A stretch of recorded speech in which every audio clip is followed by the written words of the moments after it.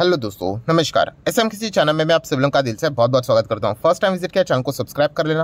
Free stock market classes इस channel को भी चाहो तो फॉलो कर सकते हो, सब्सक्राइब कर सकते हो। यहाँ पर भी बेल आइकन को हिट करके ऑल सिलेक्ट करके रख लेना। चैनल का लिंक ऊपर आई बटन पे नीचे डिस्क्रिप्शन में मिल जाएगा। सो चले दोस्तों, फिलहाल इस वीडियो को स्टार्ट कर लेते हैं। तो ठीक है दोस्तों, अभी हम लोग आ चुके हैं बिल्कुल हमारे नॉर्मल स्क्रीन के ऊपर। एंड दोस्तों, इस वीडियो में हम लोग यहाँ पे कवर करने वाले एक बहुत ही इंपॉर्टेंट लर्निंग पॉइंट। यस, आप सभी लोगों को पता ही है कि अगर आप शेयर मार्केट में हो एंड अगर आप एक इन्वेस्टर हो, खास करके लॉन्ग टर्म इन्वेस्टर, तो हमारा पूरा जो बेट लगता है या फिर हम किसी भी शेयर में इन्वेस्ट करते हैं, वो हमारा पैसा 5 गुना होगा, 10 गुना होगा, 20 गुना होगा, 100 गुना होगा, वो किस चीज़ के ऊपर डिपेंड करता है। ऑब्वियसली जिस कंपनी के शेयर्स हम लोगों ने खरीदे हैं वो कंपनी का बिजनेस कितना बड़ा बनता है उसके ऊपर। एकदम सिंपल लॉजिक है, कोई रॉकेट साइंस नहीं। एंड दोस्तों, इस वीडियो की अगर मैं बात करूँ दोस्तों, तो यहाँ पे हम लोग ऐसे ही बिजनेसेस की बात करने वाले हैं जो कि भविष्य में हम लोग कह सकते हैं 10 गुना से भी ज़्यादा हम लोग को ग्रो होते हुए देखने को मिल सकते हैं। नो डाउट, मैं आप लोगों को अगेन कहना चाहूँगा, कोई अनरियलिस्टिक बात मैं आपके सामने रखना नहीं चाहूँगा। ये जो कोई बिजनेस 10 गुना होगा, 20 गुना होगा, ये कोई रातों रात नहीं होगा। ऑब्वियसली इसके लिए टाइम लगेगा, तो ये भी पॉइंट आप लोगों को पता होना चाहिए। एंड जैसे मैंने आप लोगों को बताया कि शेयर मार्केट में अगर आप आते हो तो आप कौन से सेक्टर में पैसा लगाते हो, ये बहुत ज़्यादा इंपॉर्टेंट रहता है। क्योंकि अगर अच्छे सेक्टर में जाओगे एंड वहाँ पे अगर देखा गया तो आपका 6-7 नंबर का भी कोई स्टॉक अगर आपके पोर्टफोलियो में रहेगा ना, तो भी आप पैसा बना लोगे। बट अगर सेक्टर ही थकेला रहेगा, चलता ही नहीं होगा, तो उसका लीडर में रह के भी आपके एवरेज रिटर्न्स बनेंगे। तो इसलिए सेक्टर का चुनाव करना ये बहुत इंपॉर्टेंट होता है। एंड खास करके अगर मैं मेरी बात करूँ तो दोस्तों, मैं हमेशा ऐसे बिजनेस, ऐसे सेक्टर की तलाश करता हूँ जो कि फ्यूचर ओरिएंटेड है। राइट, फ्यूचर ओरिएंटेड मतलब देखा गया तो उनमें ग्रोथ की बहुत बड़ी गुंजाइश होती है। इसका अर्थ ये नहीं कि बाकी के सेक्टर खराब हो गए करके। अभी इस वीडियो में भी हम लोग लगभग 6 से 7 ऐसे नए सेक्टर की बात करने वाले दोस्तों, जो कि आने वाले समय में, सेक्टर मतलब ही बिजनेस, जो आने वाले समय में आपको मल्टीपल फोल्ड्स में कई गुना ज़्यादा तेज़ी से बढ़ते हुए देखने को मिल सकते हैं। कुछ सेक्टर ऐसे हैं जो कि पूरे इंटरनेशनल मार्केट में दौड़ रहे हैं एंड कुछ सेक्टर ऐसे हैं जो कि सिर्फ इंडिया में हम लोग को दौड़ते हुए देखने को मिल सकते हैं। तो इसीलिए दोस्तों, इन सेक्टर में अगर आप फोकस करोगे, इन सेक्टर में अगर आप अच्छे कंपनीज में निवेश करोगे, तो आपके सक्सेसफुल होने के, सक्सेसफुल मतलब अच्छे रिटर्न्स कमाने के चांसेस बहुत ज़्यादा बढ़ जाते हैं। सो कौन कौन से सेक्टर्स है उसके ऊपर अभी हम लोग यहाँ पे इस वीडियो में बात करेंगे। हम लोग स्टॉक से रिलेटेड तो बहुत सारी चीज़ों के हम लोग बातें कवर करते ही रहते हैं, पर अभी हम लोग बिजनेसेस की बात करने वाले हैं। तो ज़रूर इन 6 से 7 सेक्टर को आप ज़रूर फोकस में रख लेना। एंड अगेन कह रहा हूँ दोस्तों, ये लंबी अवधि की पारी है। यहाँ पे इमीडिएटली कोई रिटर्न्स नहीं बनेंगे इन सेक्टर में, बट जब बनेंगे तो अफलातून रिटर्न्स बनेंगे। तो ठीक है, कौन कौन से बिजनेस, कौन कौन से सेक्टर, तो चलिए सबसे पहले शुरुआत कर लेते हैं एक ऐसा सेक्टर जहाँ पे देखा गया तो सिर्फ इंडिया की अगर हम लोग बात करें, वहाँ पे ग्रोथ स्टोरी ज़्यादा है। मतलब इंटरनेशनल लेवल पे ठीक है, कुछ देशों का उस सेक्टर बहुत अच्छा कर रहा है, बट इंडिया की स्टोरी की बात करें तो यहाँ पे ये सेक्टर 10 गुना इजीली हो सकता है। कौन सा सेक्टर? तो दोस्तों वो है डिफेंस सेक्टर। अगर आप इस चैनल को रेगुलरली फॉलो करते हो, आपको पता है, देखिए इधर उधर अननेसेसरी टाइम पास में नहीं करता हूँ। जो मेजर सेक्टर रहेंगे, जो अच्छे शेयर्स रहेंगे, वो हमेशा मैं रिपीटेड मोड के ऊपर आपके सामने स्टडी पर्पज़ के लिए लाते रहूँगा। अननेसेसरी वो पेनी स्टॉक्स में जाके क्यों टाइम वेस्ट करने का। तो अच्छे कंपनीज में अच्छे सेक्टर्स को देखो। सो डिफेंस सेक्टर की अगर मैं बात करूँ, क्या ये ऐसा सेक्टर है कि कभी आपने सुना नहीं था? ऑब्वियसली हर किसी को पता है। पिछले 10 साल, 20 साल, 30 साल, 40 साल भी पीछे जाओगे तो डिफेंस सेक्टर आपको मिलेगा ही। बट इंडिया की स्टोरी में चेंज हुआ है। आत्मनिर्भर भारत का नारा लगा है दोस्तों। एंड जो सरकार यहाँ पे डिफेंस के मामले में जो स्वदेशी कंपनी को ही ऑर्डर देती चली जा रही है, ये कमाल की बात है। एंड इसका डेमो भी हम लोगों ने देख लिया। आप जाकर देख लेना, कितने सारे कंपनीज है डिफेंस से रिलेटेड। मार्केट नीचे है बट वो बिल्कुल टॉप लेवल पे भागते हुए देखने को मिल रहे हैं। इसके पीछे का लॉजिक ही यही है कि जो सेक्टर अच्छा करेगा दोस्तों, एंड डिफेंस में ऐसी बात नहीं है कि ये मतलब तेज़ी हो गई 100 गुना, मतलब 100% रिटर्न हो गया तो खत्म हो गया, बिल्कुल भी नहीं। बहुत तेज़ी आना बाकी है। हमारा डिफेंस बजट है ही कितना, हार्डली कितना है, 70-72 बिलियन डॉलर। एंड हमारे पड़ोसी का, पड़ोसी मतलब पाकिस्तान तो देखना भी नहीं, मैं मल्टीपल टाइम आपको बोल चुका हूँ। हमारा कंपटीशन चाइना से है। चाइना का डिफेंस बजट 125 बिलियन डॉलर का है। बाप रे बाप, मतलब 1/3 1/4 है हमारा डिफेंस बजट उनके कंपैरिजन में। सो ऑब्वियसली हमें तो पहले तो 100 बिलियन डॉलर तक तो जाना ही पड़ेगा। एंड अगर आप लोग बहुत ही लंबी अवधि की बात करोगे, 5 साल, 10 साल, 15 साल, तो ऑब्वियसली इंडिया का भी डिफेंस बजट हमको उस स्तर पे जाते हुए भी देखने को यहाँ पे मिल सकता है। तो ऑब्वियसली डिफेंस कंपनीज के ऊपर आप लोगों का फोकस रहना चाहिए। नो डाउट इस सेक्टर में सरकार का इंटरफेरेंस ज़्यादा होता है, बट देखा गया तो ये कंपनियाँ 10 साल में आपको कमाल के रिटर्न्स देके जा सकते हैं। सेक्टर अच्छा है तो पैसे बन सकते हैं। सो आप चाहो तो डिफेंस सेक्टर से जुड़ी हुई जो कंपनियां हैं उनके ऊपर फोकस यहाँ पे रख सकते हो। देन अगर देखा गया दोस्तों नेक्स्ट सेक्टर है तो वो है सेमीकंडक्टर का सेक्टर। अभी सेमीकंडक्टर चिप्स की अगर हम लोग बात करें, पहले भी चलता था, आपने कल का वीडियो भी देखा होगा। तो नया क्या है? नया ये है कि अभी नए नए टेक्नोलॉजी में इसका डिमांड बढ़ते ही जा रहा है, खास करके इलेक्ट्रिक व्हीकल में। तो इसीलिए सेमीकंडक्टर से जुड़ी हुई कंपनीज को आप चाहो तो स्टडी कर लेना। अभी सेमीकंडक्टर में देखा गया तो पूरा मार्केट ताइवान ने खा के रखा हुआ है, बहुत बड़े स्तर के ऊपर। सो देख लेते हैं अभी इंडिया यहाँ पे क्या परफॉर्मेंस करता है। कोशिश तो चल रही है, टाटा जी भी कोशिश यहाँ पे कर रहे हैं। सेमीकंडक्टर की अगर हम लोग बात करें तो वेदांता भी आप लोगों को पता ही है। वेदांता मतलब वेदांता लिमिटेड में मत जाना, वेदांता रिसोर्सेज वो यहाँ पे हम लोग को डील करते हुए देखने को मिल रहे हैं। सो बहुत ही हाई कैपिटल वाला ये बिजनेस है, ऐसा कोई भी एरा गैरा नत्थु गैरा बिजनेस ये स्टार्ट नहीं कर सकता। बहुत ज़्यादा पैसा जिनके पास होगा वही इन बिजनेसेस में उतर सकते हैं।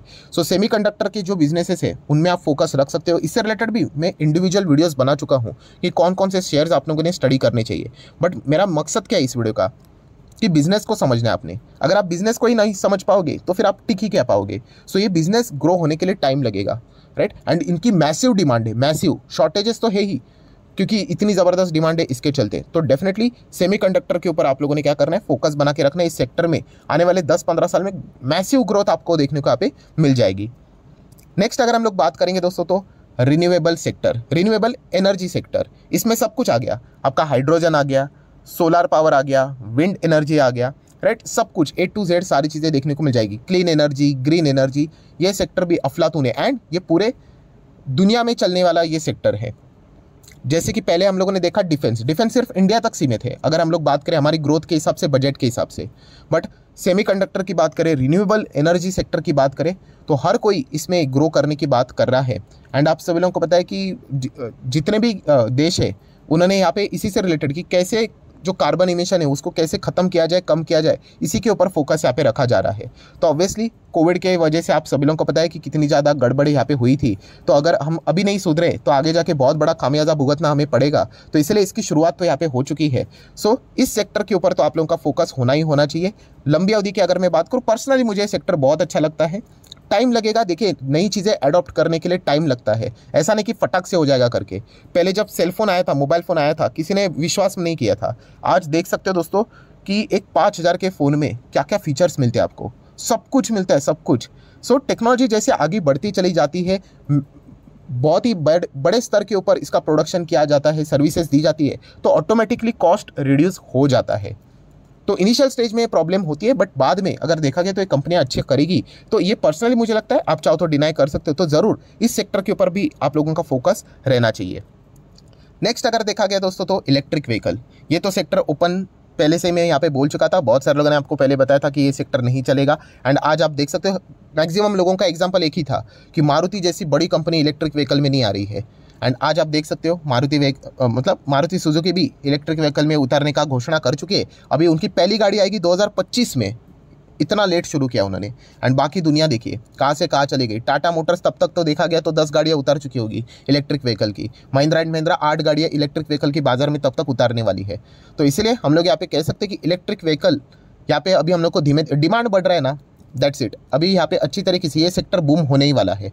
टाइम लगेगा, हाँ, कुछ गाड़ियाँ हम लोग को जलती हुई देखने को मिलेगी, थोड़ा सा नेगेटिविटी फैलती हुई देखने को मिलेगी, बट अल्टीमेटली ये सारी चीज़ें वर्क करने वाली बड़े बड़े जो कंपनियाँ हैं, अगर हम लोग मर्सिडीज़ की बात करें, डेमलर की बात करें, BMW की बात करें, वोल्वो की बात करें, उन्होंने सीधा डेडलाइन ही दिया है कि 2025-26, दैट्स इट। उसके बाद तो हम लोग सिर्फ इलेक्ट्रिक कार्स ही बनाएंगे।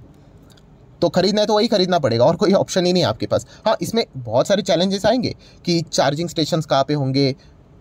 ठीक है, कोई बात नहीं, धीमे धीमे हम आगे बढ़ेंगे दोस्तों। जैसे मैंने आप लोगों को बोला ना, ये शुरुआत में ऐसा इनप्रैक्टिकेबल लगता है, बट जैसे जैसे आप आगे बढ़ते जाओगे सारी चीज़ें पॉसिबल होती है, राइट। इतना बड़ा हवाई जहाज़ का आविष्कार किया है इंसान ने, ये तो सारी मतलब बच्चों वाली चीज़ें हो जाएगा, इजीली हो जाएगा, right. So definitely electric vehicle ये भी एक सेक्टर ऐसा है दोस्तों, अच्छा तरीके से ग्रो करने वाले। टाइम लगेगा, मैं अगेन कह रहा हूँ, डोंट एक्सपेक्ट कि फटाफट मुझे फटाफट कुछ नहीं होता है दोस्तों, मार्केट में टाइम लगता है।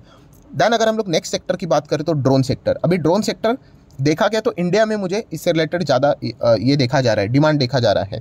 पहले भी था, बट अभी की अगर हम लोग बात करें तो बहुत ही अच्छी तरीके से इसका डिमांड देखने को मिल रहा है। और ड्रोन के तो मल्टीपल सेक्टर में इसके फ़ायदे हैं। डिफेंस में तो फ़ायदा है ही है, सामान एक जगह से दूसरे जगह लेके जाने के लिए लॉजिस्टिक की अगर हम लोग बात करें तो उसमें भी ड्रोन का इस्तेमाल होता है। बहुत ही छोटी इंडस्ट्री है नो डाउट, बट अभी सरकार के ओर से भी PLI स्कीम के द्वारा इसको पुश दिया जा रहा है, तो डेफिनेटली ये भी अच्छा कर सकता है। सो आप चाहो तो इसको भी फोकस में रख लेना। अभी हाल ही में एक हम लोग को अनलिस्टेड कंपनी है, आप सभी लोगों को पता ही होगा, महेंद्र सिंह धोनी उनके इन्वेस्टर भी हैं एंड ब्रांड एम्बेसडर भी है, मैंने भी उसके ऊपर वीडियो बनाया था। तो उस ड्रोन कंपनी ने कितना बड़ा फंडिंग उठा लिया, ज़रूर मुझे कमेंट सेक्शन में बता देना उस कंपनी का नाम क्या है। कोई आउट ऑफ सिलेबस वाला क्वेश्चन नहीं पूछा है मैंने इसके ऊपर वीडियो भी बनाया था। सो इतना सिंपल सवाल ही पूछा है। मतलब बताने का मकसद क्या है दोस्तों कि अभी ड्रोन सेक्टर में भी हम लोग को वो ज़बरदस्त परफॉर्मेंस देखने को मिल रहा है। देन देखा गया अभी जो मैंने शब्द का इस्तेमाल किया, लॉजिस्टिक मतलब वही सामान इधर से उधर लेके जाने के लिए। पहले तो सामान इधर से ऐसे ऐसे ऐसे ऐसे घूम के फिर ऐसा ऐसे ऐसे जाता था, इतना टाइम, इतना कॉस्ट की बर्बादी, टाइम की बर्बादी।